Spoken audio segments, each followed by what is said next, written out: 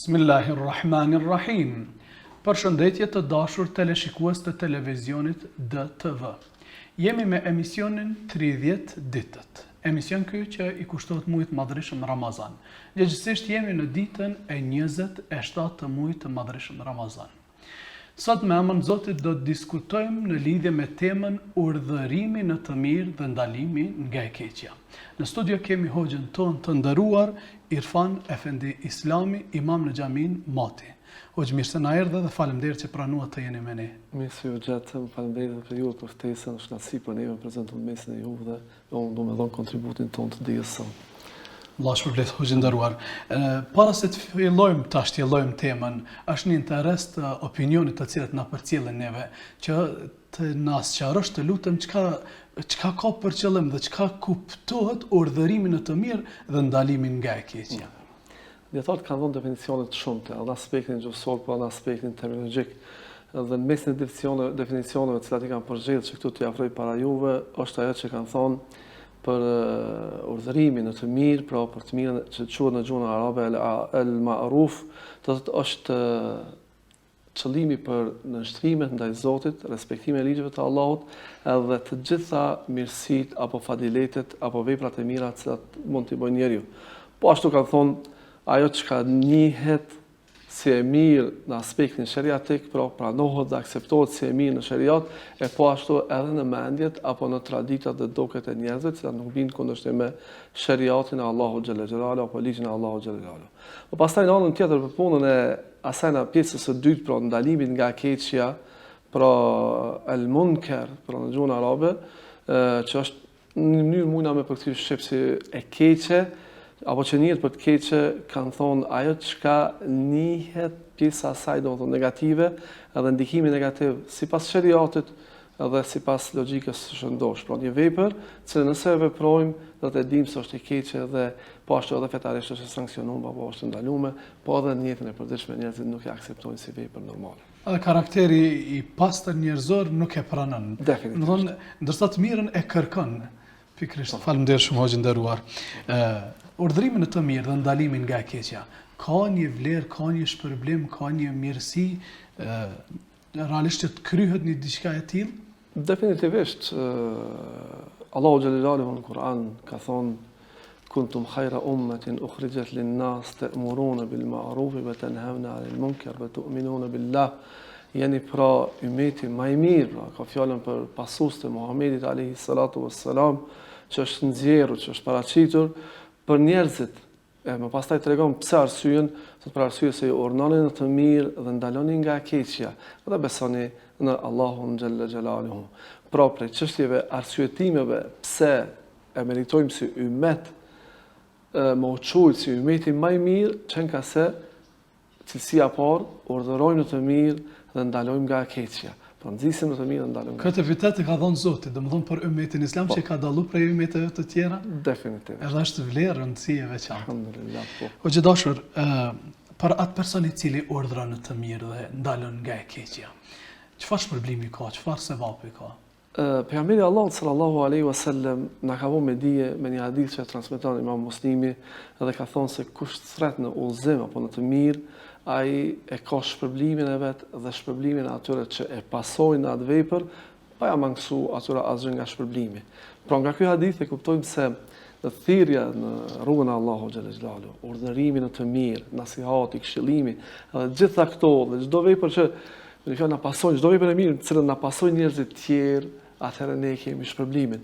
Në rastin konkret, pra, edhe kur e urdhërojmë dikon në mënyrën më të mirë të mundur për me bënë një vepër të mirë, apo kur e nxisim dhe ndalojmë prej një vepre të keqe, atëherë padyshim se ne kemi shpërblim për atë se nëse ai na ka pasu në atë që e kemi urdhëruar.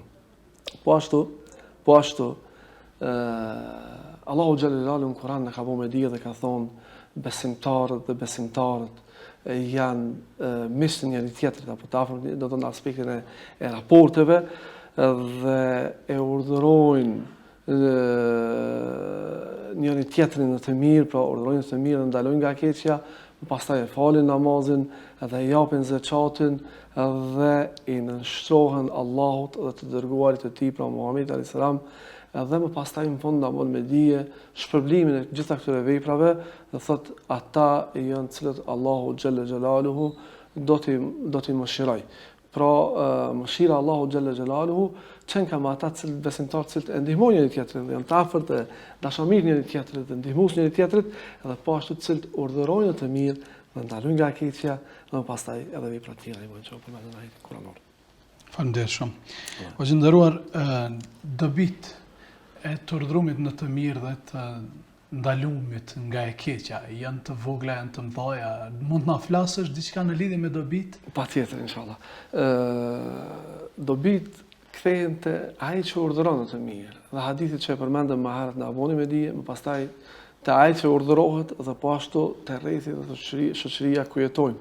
Por ai që urdhëron në të mirë ka shpërblime te Allahu xhalla xhelalu. Me një hadith pejgamberi Allahu sallallahu alaihi wasallam na ka vënë me dije dhe ka thonë se kush e çel një traditë apo e bën një traditë të mirë në Islam, dhe më pastaj kush punon me atë traditë, pra mëson e filistan mëson atë hasan falahu ajruhu, ati takon shpërblimi i saj dhe shpërblimi i atyre që e pasojnë në atë veprim apo atë vepër apo atë traditë të mirë që bën ai njeri. Pra kur ti urdhëron dikon të mirë dhe fillon të pasu, dhe ndalohet nëse dikush e bën një vepër të keqe dhe e lën një vepër të keqe, do të shmangut për asaj na eviton, me një fjalë ti ke shpërblimin, shkaku i asaj se e ke nxit dikon me bën një punë të mirë, për se s'kan dobi njerëzit, edhe të njëjtën kohë e ke ndalu dikon me bën një vepër të keqe, e që duhet të jetë në programin e jetës sonë kjo, dhe njerëzit kanë më pastaj dobi. Po ashtu, ai që ndalohet para nëse ndalon për një vepër të keqe, apo nxit mu largu për një vepër të keqe, apo gjithsesi me bën një vepër të mirë, ai ka dobi në aspektin e jetës përditshme. Për shembull, është njëri që e bën një krim.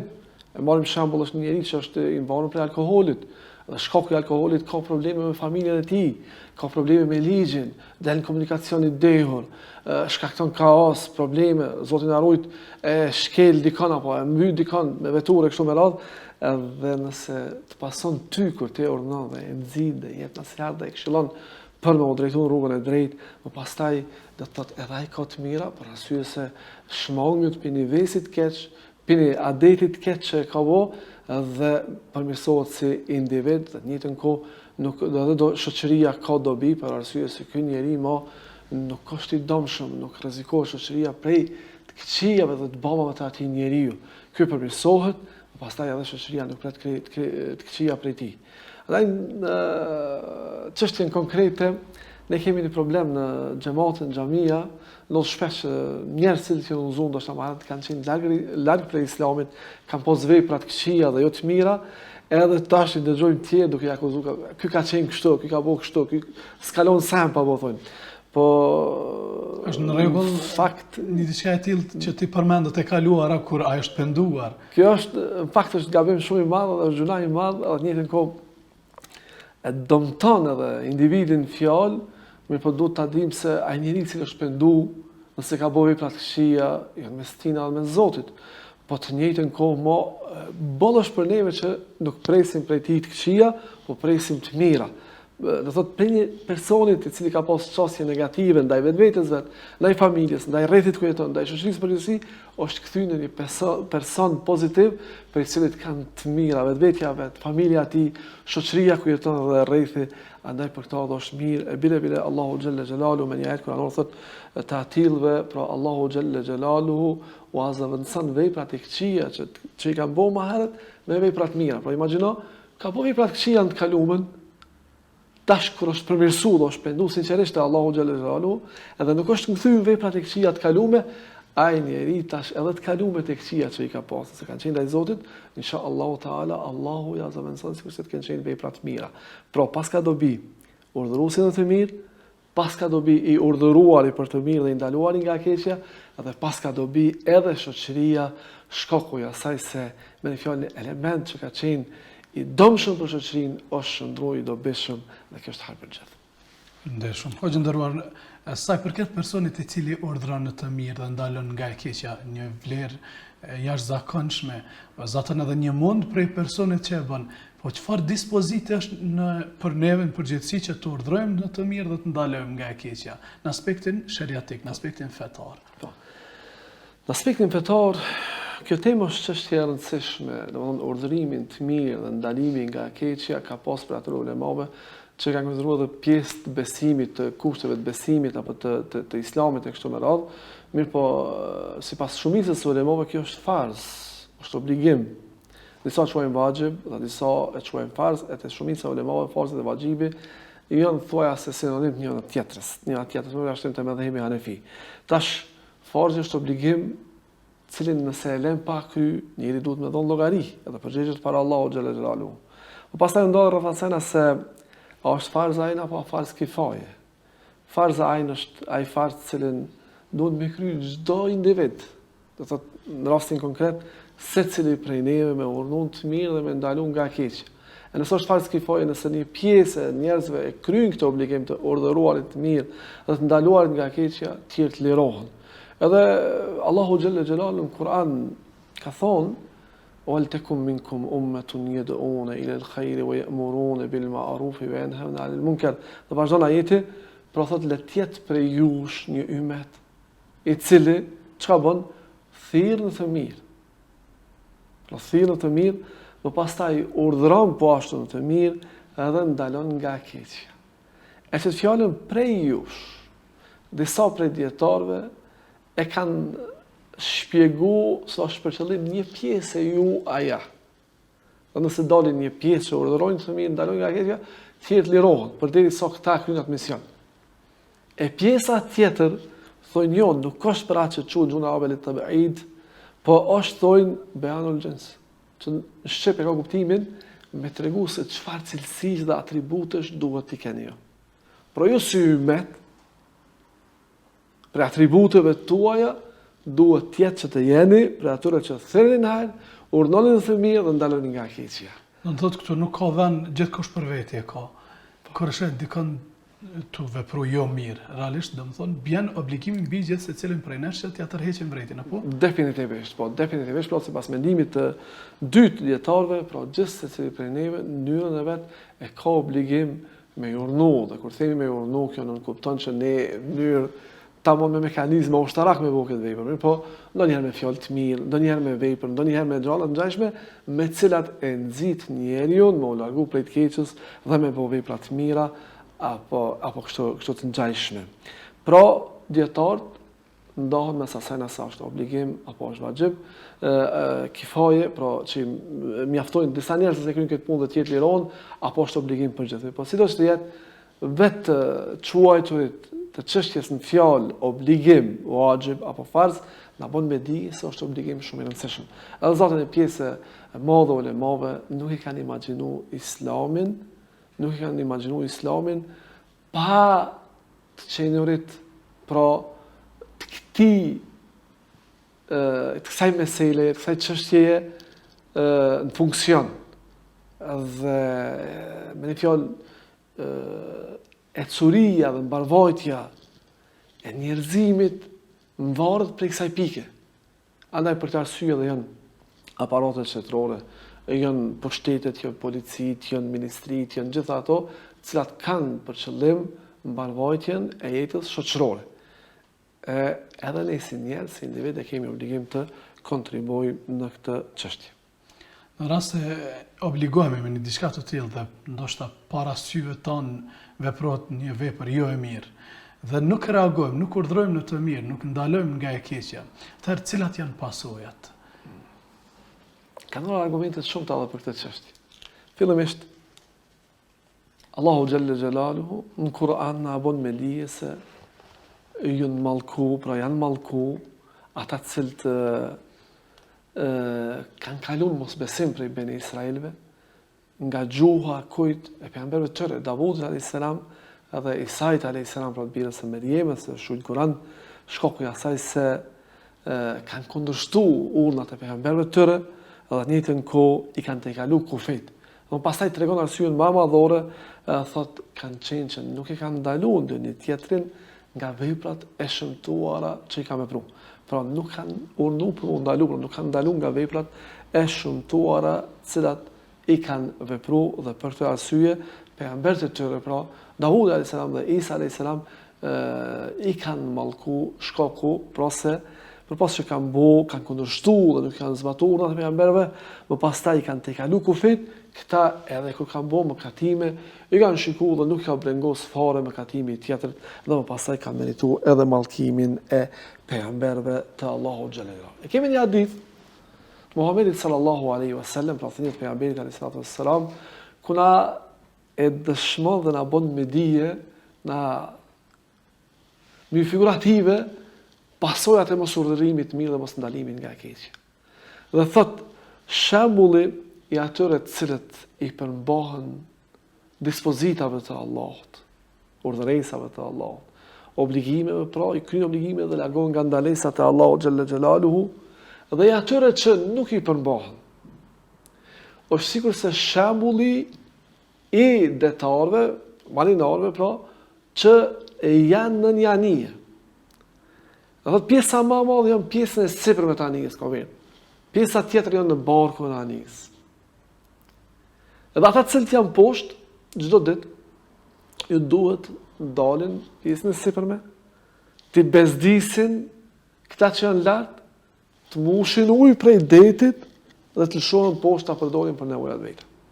Dhe një mençur prej tyre, nëse guxojmë me thonë mençur, ja jep një propozim genial, domethënë mençur, dhe i thot na po lodhemi me dal shkallëve nalt, me mush prapë prej poshtë ujin deti, po i bezdismi ata, po i lodhemi, po i shqetësojmë, atëherë shumë më lehtë për neve e marrëmi dhe e shpojmë një birë.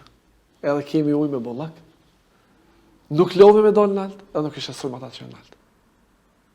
Ata thot, nëse ata që janë sipër, i lejojnë me bëu këtë veprim, ç'a bëhet fundoset komplet. Jo vetëm një pjesë e tyre, por komplet. Për atë arsye, dhe thotë nuk lejon ata me bëu këtë punë, ndalohen për mos më ofendos komplet anija. Allahu xhalla xhelalu në Kur'an ka thonë, edhe drujuni, pra keni kujdes nga sprova, nga fitneja, e cila nuk i godet veçanërisht ata të cilët kanë bëu zullum, kanë bëu padrejtësi, kanë bëu çrregullime. Pra, nëse ne si shoqëri pra nuk po i ndalojshmi nga e keqja, një pjesë njerëzve që janë të dhënur për anarkia apo për çfarë që tjetë prej punëve të ndaluara dhe të këqija dhe dëmshme, atëherë pasojat, dhe pajtojmë ata, atëherë pasojat bindën mbi neve. Si shembull i thjeshtë na përmendëm pak më herët punën e njerit që dehur. Për alkohol, dehet. Dal komunikacion, shkel njerëz. Ai bord pasojat vetëm maja, apo i bordin ata që në kontakt se atë lidhe i kanë ndonë në rrugë. Normalisht se pasojat i bordin ata njerëz. Andaj, për të arsye, do të thotë, mekanizmi i urdhërimit të mirë dhe ndalimit nga keqja është ndobi të njerëzimit, dhe është ndobi shoqërisë, andaj për të arsye duhet mundohemi që gjithmonë të jemi në nivel. Po ashtu ka një hadith e pejgamberit të Allahut sallallahu alaihi wasallam, ku thotë, do të urdhëronin të mirë, do të ndalonin nga e keqja. Ose druhem, pra, është rrezik, është dro që Allahu xhalla xhelalu me ju lshu ju e dënim, dhe më pastaj i luteni, i drejtoheni me dua, ai nuk i përgjigjet. Transmetimin tjetër të ngjajshëm, pejgamberi Allahut sallallahu alaihi wasallam ka thonë, do të urdhëroni në të mirë, do të ndaloni nga e keqja, ose druhem, pra është dro që Allahu xhalla xhelalu ju me ju lshu udhëhec zullumçar, tiran, po pastaj i luteni po nuk ju përgjigjet. Populli shqiptar i ka provu gjitha këto. Ne në Kosovë dhe në Jugosllavi kemi pas prind ton periudhë Trankovicit, ne të Miloševićit, të luftës, gjitha ato probleme kemi pas. Në anën tjetër diktaturë në Shqipëri, është ndaluar edhe feja dhe gjërat bazike, që nuk imagjinohet në logjikën e shëndosh njeriu të ndodhë diku në botë, por ka ndodhur për 50 vite. Tash e kemi rastin konkret, punën që lëshon Allahu dënim, pastaj lutemi dhe ndoshta nuk na përgjigjet, kemi rastin e virusit në fjalë, ndoshta nuk është aq i madh, mirë po shihet se efektet dhe pasojat nuk janë të vogla, si në aspektin shëndetësor, si në aspektin e rrugës së jetëve, po ashtu në aspektin ekonomik dhe të paralizimit tjetër që ndoshta pak kohë para se të shfaqet ky virus, njerëzit as nuk kanë mundur ta imagjinojnë se mund të paralizohet jeta, mos ketë lëvizjen mes shteteve. Një virus që vogël ta gjunjëzon një mjekësi të tërë botërore. Komplet njerëzimin. Atë njerëzimin që mburret kompromislëk me të arriturat e veta, me teknologjinë, me avancimin, me lëvizjen hapësirë, e gjitha ato vjen një virus i padukshëm edhe e paralizon komplet jetën. E ne ende mendojmë, a ka dalë prej laboratoreve të njerëzve, a është prej Zotit. Po nëse ka dalë prej laboratoreve të njerëzve, njëjtën kohë është një lloj dënimi prej Zotit. Pa më parasysh sebepet çka do të qyshte, është një lloj dënimi që Allahu xhallahu xhallahu inshallah na vot mundshëm me të kalu dhe të njëjtën kohë me u rreshtu në aspekt pozitiv, nëse guxoj me thonë, dhe me një fjalë me marr këshilla dhe nasihat prej kësaj goditje që ka bën njerëzimit, përgjithësi dhe neve në veçantë. Gjendëruar, kthehemi edhe një herë çështjes së urdhërimit në të mirë dhe ndalimit nga e keqja. Ju personalisht jeni imam xhamie një kohë të gjatë. Ju ka ndodhur ndonjëherë që kur ju keni urdhëruar në të mirë ose keni tërhiq vërejtjen për diçka të keqe, dikush t'ju thotë, le hoj se këta e din këtë punë, por megjithatë vazhdojnë. Thotë po s'po dojmë me realizu atë. Kemë mendoj kjo është sidomos të hoxhallarët e rinë ndodh më shpesh që jemi në moshë matri apo që dukemi pomje pak më matri kështu, edhe vinë atje morin rolin e të moshumt kur t'ja të rikë vërejtjen dy vina tjetër, rastit të falja namazit xhenazës si rast më konkret që na ndodh shpesh, fatkeqësisht edhe një pjesë nuk vinë më u falë dhe ne i ftojmë që të vinë ta falin namazin e xhenazës duke ditë se i vdekur i ka dobi për atë namaz. Është fenomen, njerëzit e huaj ja falin namazin nonës tina ose babës tina, ndërsa djali rrin aty jashtë. Edhe vinë tash si të porositur ai kush për xhamatlive të rregullt, aty kështu të mençur, edhe le se këta e din këtë punë, dhe din këto po s'dojnë, lej mos u lodh me ta. Po na pejgamberi Allahu xhalla xhelalu nuk kanë ardhur për tjetër. Kanë ardhur për me i thirrë njerëzit në rrugën e drejtë. Për i porosit, për në hak. Allahu xhalla xhelalu ka thonë fadhakkir fa inna dhikra tanfa'ul mu'minin, dhe përkujtoju se përkujtimi ju bën dobi besimtarëve. E ne kemi obligim ju përkujtu. Nëse ne si hoxhallar, e që është obligim, edhe nga xhamatliku që thotë, le se këta e din, edhe ai ka obligim.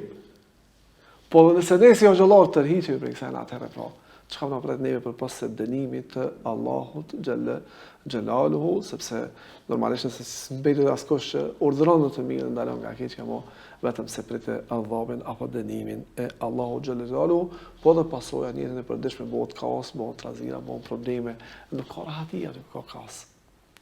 Falënderoj. O gjendëruar, tash një individ i cili ka marrë këshillën, edhe don ta implementojë në jetën e tij, por s'e din se si. Diçka mund të na flasësh në lidhje me mënyrën si ta implementon individi në jetën e tij të përditshme. Na ka mësuar pejgamberi Allahu sallallahu alaihi wasallam. Edhe ka thonë, kush e sheh prej jush një të keqe, le ta ndryshojë atë me dorën e tij. Nëse nuk mundet me dorën e tij, atëherë me gjuhën e tij.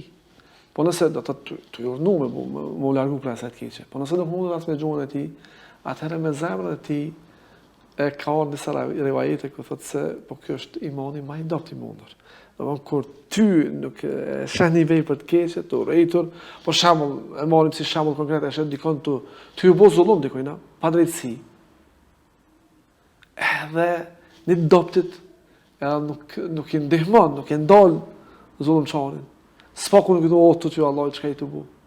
Ose nëse nuk e urren, faktikisht një kategori ke kalu ma atë njeri, ma zonë qase, je pajtu ma atë keqe të cilën e ban ai njeri.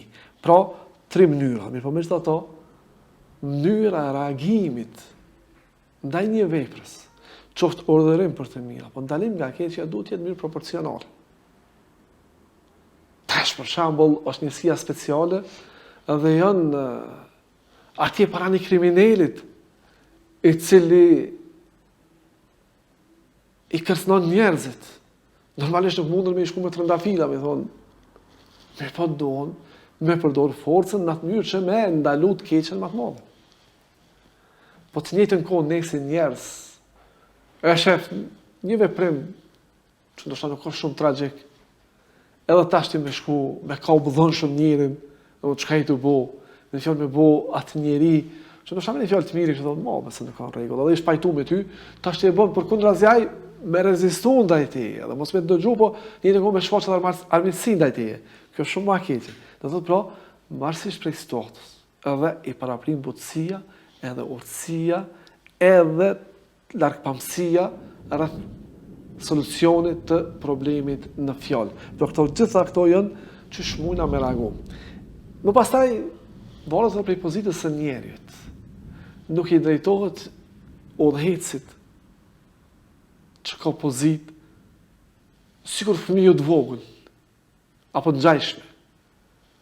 Dhe kemi rast të prej ulemave, tregohet një rast ka qenë një Ebul Yazid ar-Raqashi, dietar i madh dhe ligjërues i mirë në Sham. Në kohën e Abu Jafar al-Mansurit, pas pretenduar me gjusi, pra zjarpotist i pjesës së Iranit të sotshëm Persia që ka qenë, se ka pranuar Islamin, edhe tash po filtron me halifen e muslimanëve.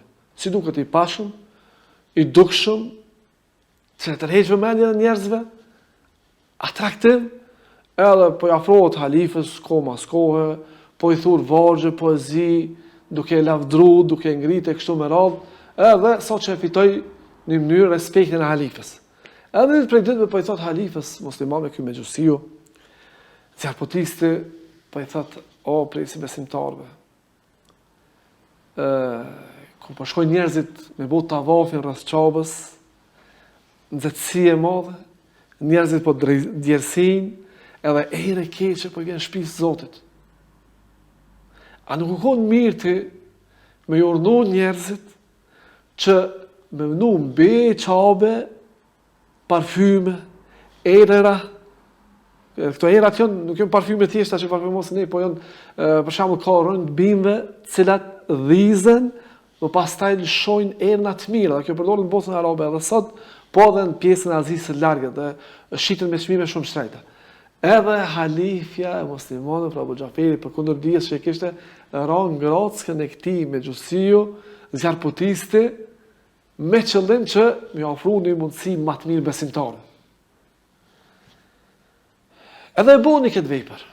A qëllimi i zjarpotistit ishte që me bo ato si faltore, për ngjo pra, vend faltoreve që i adhurohet zjarin to. Dhe muslimat mos jenë rreth, me një fjallë me adhuru zjarin, me lijadhu billah. E tash kë Ebu Raqashi, që e përmendëm më herët, Ebu Yazid al-Raqashi, djetari i Shamit, e ndëgjoj këtë mesele. Edhe po ju thot njerëzve, kësmet këtë vit do të shkojmë në haxh. Edhe i porositin një mënyrë që me e përhap këtë muhabet, deri sa arritin Bagdad në veshin e halifës. Halifja kishte ndëgjuar për këtë dietar të njohur, të mirë dhe për dallim prej pushtetarëve të ditëve të sotshme, pushtetarët e atëhershëm kishin dëshirë të rinë me ulema, me dietar. Përfitonin për atyre. Dhe në sajtë saj, forcoi imanin e tyre, dhe pastaj edhe pushteti, edhe shteti si shteti ishte nivel më të lartë, sepse feja urdhon për avancimin e jetës njerëzore, për përmirësimin e jetës, për ngritjen e kapaciteteve, gjitha kështu me radhë. Edhe kur ndëgjoj halifja se po shkon ai, tha, "Alloni ku më shku? Në haxh këtë vit, mirë po vetë se kur niset, edhe kur ka me mojt ligjëratën e parë." Edhe po i thojnë se ligjëratën e parë që ka me mojt, ky dietar i nderuar, ka më konte në im, pra në hymje të Mekës atje, edhe më pastaj edhe mbranda. Edhe ashtu e përgatiti halifja që edhe ai me prezantuar ligjëratën e tina. Pa ditë se dhe dietari kishte përgatitur me pasi diçka për halifen. Dhe dietari kur mbriti atje, pas notimit gjatë prej Shamit, njerëz që i kishte afër, ju tha atyre, jo, posa ta filloj ligjëratën, më thoni më pyetni edhe më thoni, o hoxhin nderuar, bën dua për prisin e besimtarëve për halifen. Për arsye se kështu ka vendos erna dhe zjarr mbi çabe që me marr aromë të mirë ata cilët e bojnë tavafin, andaj lutë Zotin që Zoti më ia zgjat jetën dhe më dhon shëndet të mirë. Edhe kur erdhën, po sa dietare me ligjëru, ai e ndërprejti dhe po i thot kështu. Atëherë dietari nuk tha çysh ka vepruar ashtu halifja, çka ka bëu, me akuzu. Jo, mirë po ju drejtu tha, drujeni Allahut. Çysh po guxoni me thonë kështu për halifën e besimtarëve? Ai është më i dijshëm në ligjet e Allahut xhalla xhelalu sa unë dhe ti. Ai di këto punë shumë më mirë se sa ne. Ku ka mundësi që halifja e muslimanëve me bë çabën shtëpinë e Allahut të ngjajshme me vendadhurimet e zjarrpotezëve, pro të dhujtarisë zjarrpotezëve.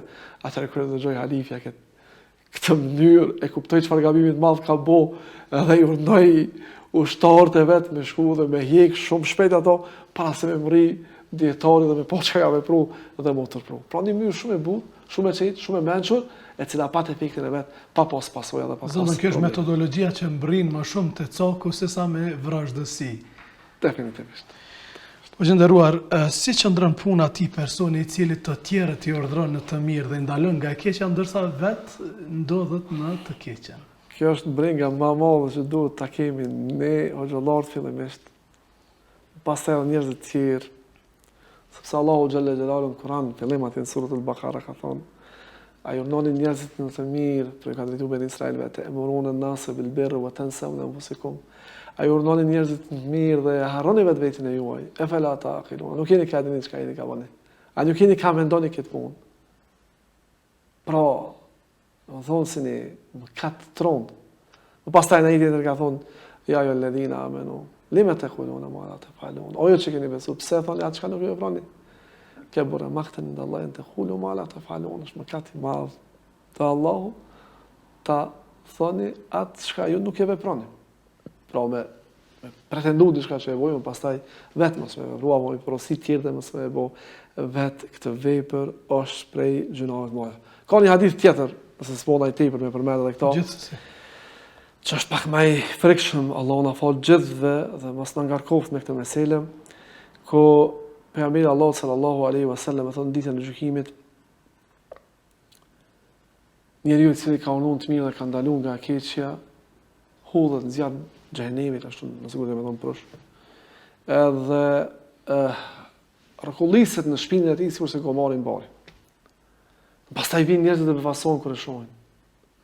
I thonë: "O filan, ti na ke unuar të mirë dhe na ke ndaluar nga keqja.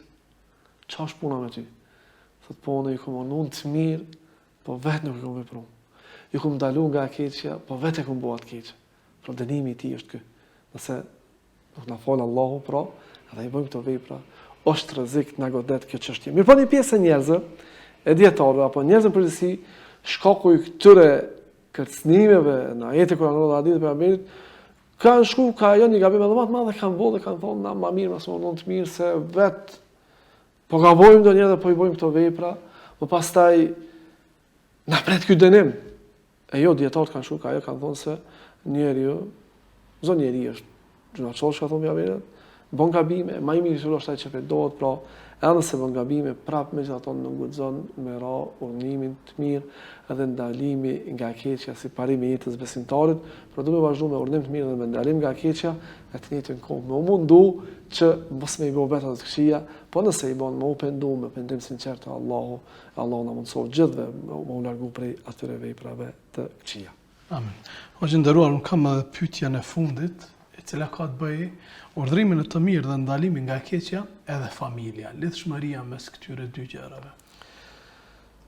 Zotën, pejgamberi Allahu sallallahu alaihi wasallam kur është porosit me i thirr njerëzit, prej ajete kuranore, për edhe rashidet e kalakëvin, domethënë dhe thirrri të rrehesha ubrejtjen familjes tonë të afërt, rrethit tonë, domethënë të afërt. Kabilës apo familjes më të ngushtë rrethi.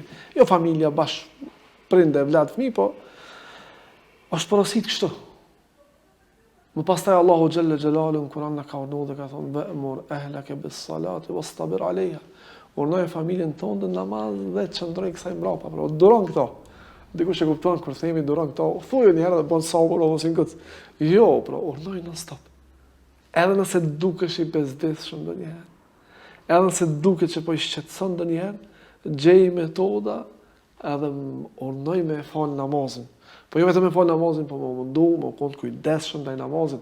Me fal ashtu qysh Allahu ka dëshirë me u bo namazin për ata. Falje. Pra, me vazhdu non-stop me familje. Imagjinoni sikur çdo kush prej xhamatlinëve të xhamis e hoxhallarit në krye, me pas mundësi me punu këtë punë, këtë urdhër, pra, me punu me familje që duhet, vallahi billahi ne kishim pas punë shumë më mirë. E po gjithë kemi mangësinë këtë çështje.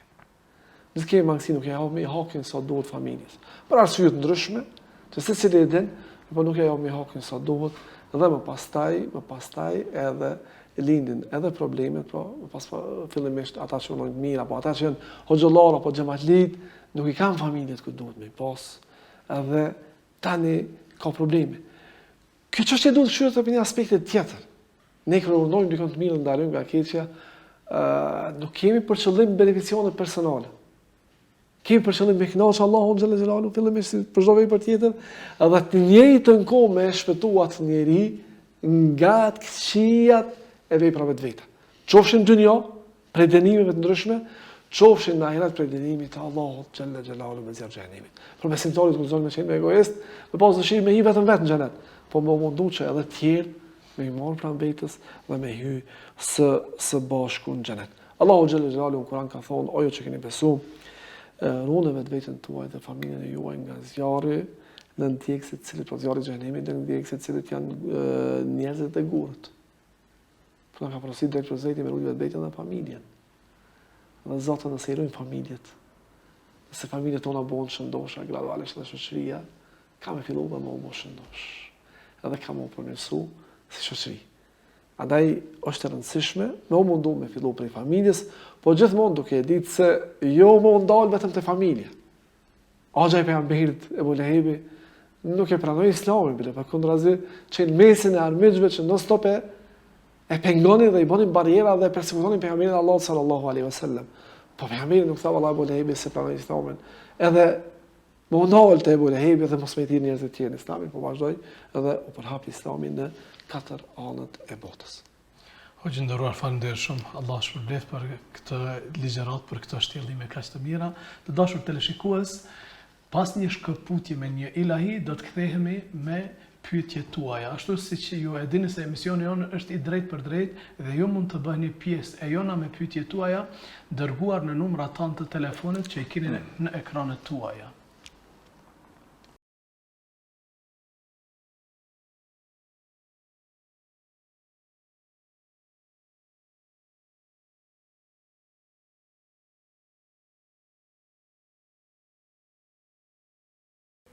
Të dashur teleshikues, pas këtij interpretimi të jashtëzakonshëm të Egzon Ibrahimit, kthehemi në studio me pjesën tonë, pjesën e dytë ku janë pyetjet tuaja dhe përgjigjet e hoxhës.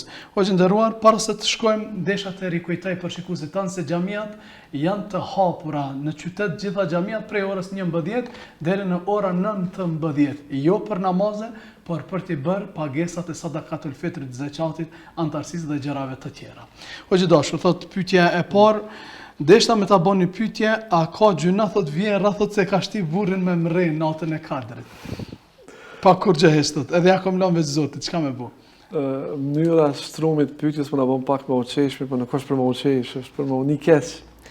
Unë isha preferuar kësaj motrës besimtare, kësaj nusës së re që më mundu me i shiku gjunat e veta kërshë vjehrës vetë. Kjo thjesht mos më u bo shkak që vjehra me bo gjunahe. Po kujtoni tregim, po ndoshta zgjatet shumë përgjigja, kështu që më mirë mos të hym hiç. Si të është të dobishme, është të mirë se ardhën. Dhe tregim, më herë që më ka rastis me lezu në gjuhë shqipe, për një nuse në Kinë, kulturën kineze. Martohet edhe me vjehrën e vetë, s'kanë mundësi me i regullu raportet, gjithmonë problemet, të lashe, edhe pas ka pas një shok të babës që është marrë me kurime bimore, me farmaceutik bimore, dhe me thonë edhe, shkon edhe i thot, e kom një hall të madh, thot kështu e kam problemin me nonën e burrit, me vjehrën, dhe nëse ke mundësi, ma bo një helëm, me adhon me my dhe me një fjallë më shliru prej vjehrës. Ky më shumë dhe i meqër. I thot po, thot, pa tjetër, thot po me një kusht. Thot, nëse unë e ty ta bëj helmi dhe ja, me njëherë e din se me ty ka probleme dhe pastaj ty të akuzojnë, edhe te e pësën. Po e bojmë helmimin, po në mënyrë graduale. Po gjatë asaj periudhe kohore të sjellon mirë me vjeherën. Që mos të din që te ke helmu. Edhe filloj nusja më sjell mirë. Fillon më ndryshu raportet. Vjeherë nusë. Filloj vjehera me desh si vajzën e vetë. Po dhe kjo filloj me desh si nonën e vetë. Kalu një periudhë kohore, ma shumë se gjysma që i kishtë thonë, se kur ka kohën me vdek, atëherë, në ditë për ditëve, kjo nusë e re, po shkon të i shoku i babës vetë, dhe po i thot, e kom një halë dhe matë matë. Ha, qka? Thot, a ka mundësi me parandalu vdekjen e vjeherës, se më ka bo shumë e mirë, më ka bo sinon e jemja. Dhe nuk e di se qëshon e jetoj mas vdekje se nëse e vdes. Atëherë kjo njeri jurt, ja fillon me qeqë, dhe i thot, qëllimi im ka qenë që ti të cilësh mirë, më pastaj edhe e ty e të donë edhe e regulohen raportet. Kjo të duhet tjetë të gjithë prej nesh. Mirë, po ka ndonjëherë që janë vetë para hatu shumë kështu, Allah ju uzoft, Allah e falt, ti nëse bën sabër, kish problem të Allahu xhallahu xhelalu, përderisa nuk të i kalohen limitet, nëse të i kalohen limitet, atëherë janë instancat të cilat duhesh me u drejtu, nuk mundesh me u bë viktim e përhershme e zullumit. Mirë, po nëse ka mundësi me të i kalu këtë sfidë me urtësi dhe me sabër, atëherë porositet që kjo nusë e re që të bëj sabër dhe të mundohet të gjej zgjidhje alternative më të mira me cilat e përofron apo e zbut vjerën, po dhe burën e vetë, edhe i rregulloj raportet në familje. Faleminderit shumë, hoxhë nderuar. Pyetja e radhës thot: përshëndetje, deshta me ja bën një pyetje hoxhës, çfarë lutje apo duaje duhet të themi që t'i shkoj sevapi apo edhe selami të vdekurit? Ka dua të shumta. Është mirë që gjithmonë me bosh shprehi dhe me lut Allahun xhalla xhelaluhu, sidomos mas veprave të mira të cilat i bën për të vdekurit ton. Ajo që është edhe ma e lehtë dhe ma mirë, kur ta falsh namazin, fund namazit, Rabbena gfirli, wali walidayya, wali l-mu'minina, yawma yaqumul hisab, o Zot, falë mua, prindërit e mi, dhe gjithë besimtarët, ditën e dhënies llogarisë, e inshallah kjo është një prej duave të mira. Mirë, po edhe në raste të tjera, e sidomos kur e bën ndonjë vepër të mirë, atëherë me lut për familjarët e tu, inshallah, edhe duaja kur jetin në një gjendje në cilën Allah është i kënaqur me ty, inshallah, edhe duaja si dua është më e pranuar.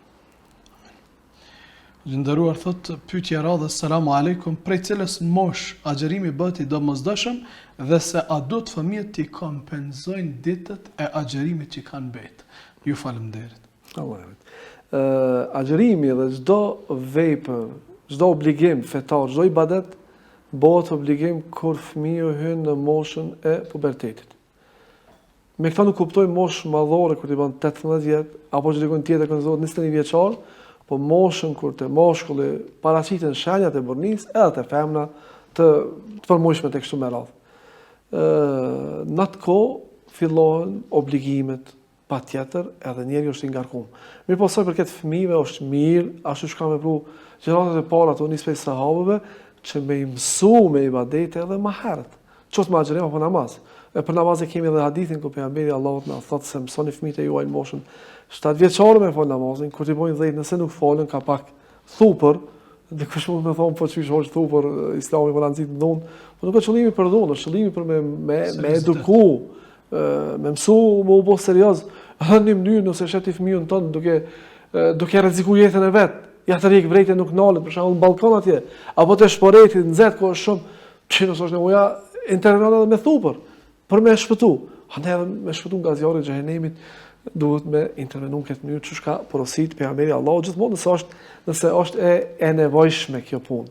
Pra kjo, po ashtu sa i përket agjërimit, i kanë nxit sahabët me agjëru fëmijët edhe më të vegjël, jo si në kohën tonë që i pengojmë nga agjërimi dhe ata kanë dëshirë, edhe pastaj kur ta bojnë moshën për me agjëru, mundohemi me nxit ata nuk ndëgjojnë më, po çka kanë bërë për shembull ka koha para iftarit, që lodhjen prej uriste kështu me radhë kanë bërë topa të leshtë, kanë pasur në kohën tonë, e janë habit kanë lujt, ka kalu koha, u bë iftarit dhe kanë hongër iftarë dhe kështu, me një fjallum të gadit që kur të hynë moshë madhore, me qenë gatshëm për me kry obligimet ashtu si duhet.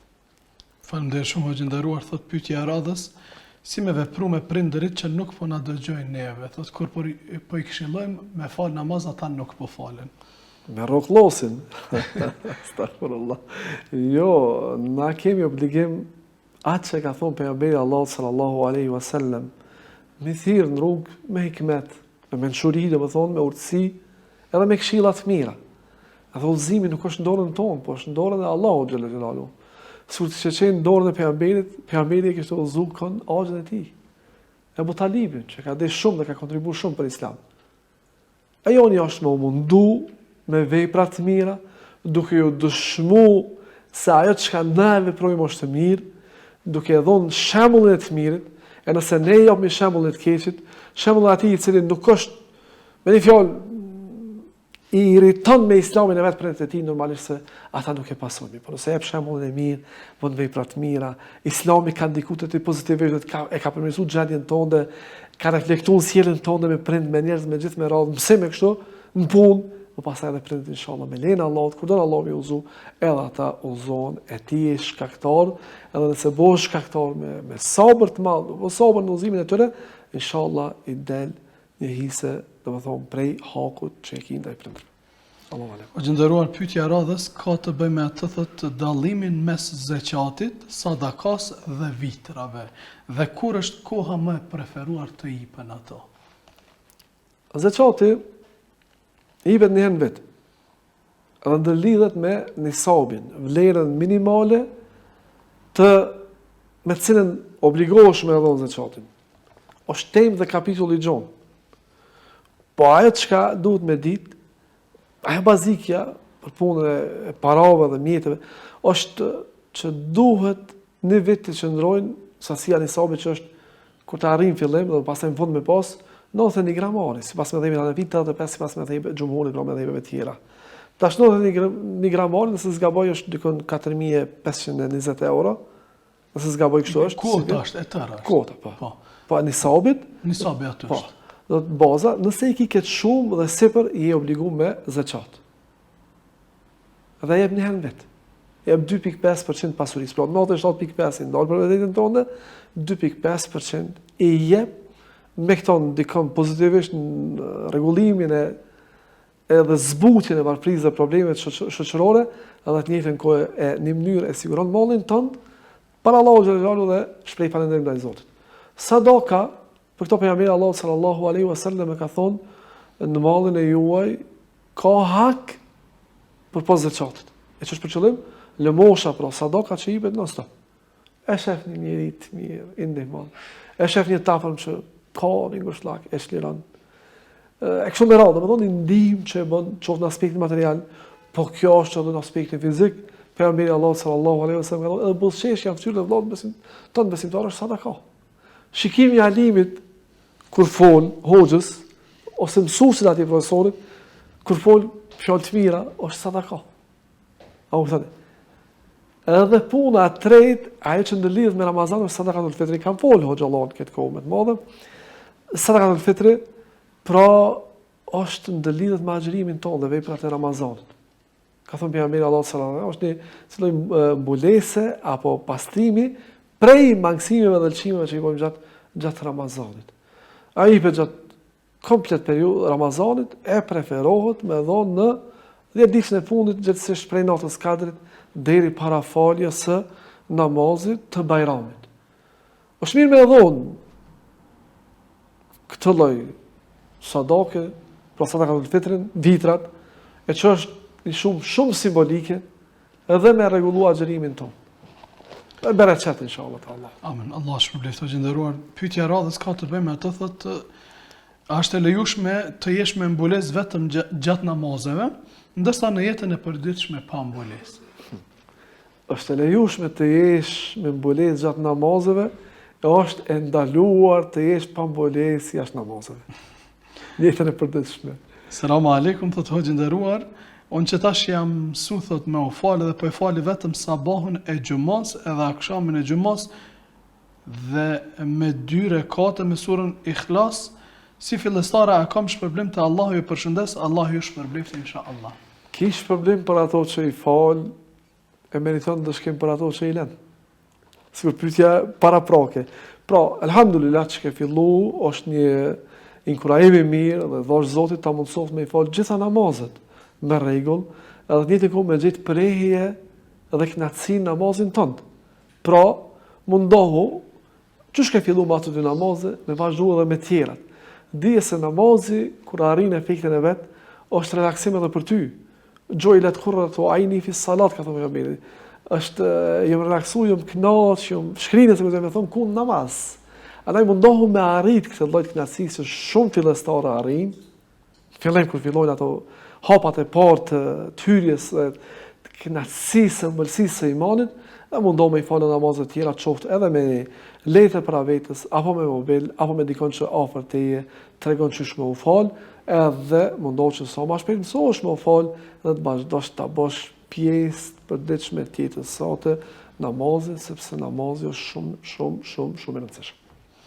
O gjënderuar, pyetja e fundit për sot është përshëndetje, a më ngjeh thot dita se kam hangër sy fyr, po kam harru me bo njet ose a bën me zavendsu. Ka për qëllim njetën me gojë, sigurisht. Po, sa për kësaj pyetje, po e shoh se është një lloj hutije të xhamatit. Ti e çon sy fyr për çfarë arsye e çon? Nëse e çon për ma xheru, u kry që është një jot. Nuk i nevojë me thonë pe boj një jetë me bo kështu. Mjafton që ti e ki qëllimin tonë, që është një jeti, me hungër sy fyr për ma xheru atë ditë. Mjafton që ti në fillim konsideroj, pse ka ihtilaf mes dietarëve, që ti kur ka hi Ramazani, ke thonë vetëm e kam i xheru këtë ditë. Edhe për ditë s'ka dal xhumi. Këno me flet s'ka dal xhumi, po ti qëllimin e ke pas ma xheru ditën e ardhshme. Edhe vazhdon edhe agjeron. Kjo është mendimi im, Allah e di më së miri, pra është në rregull agjërimi komplet dhe niyeti jot është prezent, edhe pse s'ke thonë me gojë, po e bëj me niyet me agjëru këtë ditë të Ramazanit, se ti e çon sy fyr për me agjëruar ditë.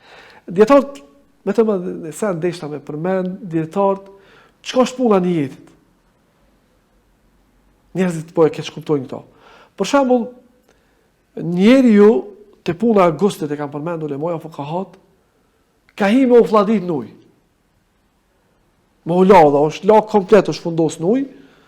Normalisht kjo, sipas konditave islame, konsiderohet edhe pastrim abdes.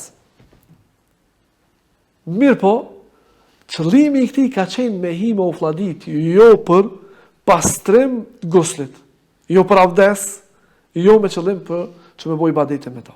Atëherë në këtë rast kjo nuk vlen. Mirë po nëse te hi në ujë, la është komplet fundosësh, insha Allahu Taala është abdes. Edhe mundësh se e ke bo me niyet për me marrë abdes në të mënyrë, edhe mundësh me fal namaz dhe me bëj gjitha vepra të tjera. Kjo është dallimi mes të niyetit sa për këtë niyetit. O gjënderuar, faleminderit shumë. Allah shpërblet për këshillat, për ligjëratën, për përgjigjet, për gjitha. Përfundimisht një mesazh, një këshill, një porosi, opinioni juaj i fundit për shikuesit tanë.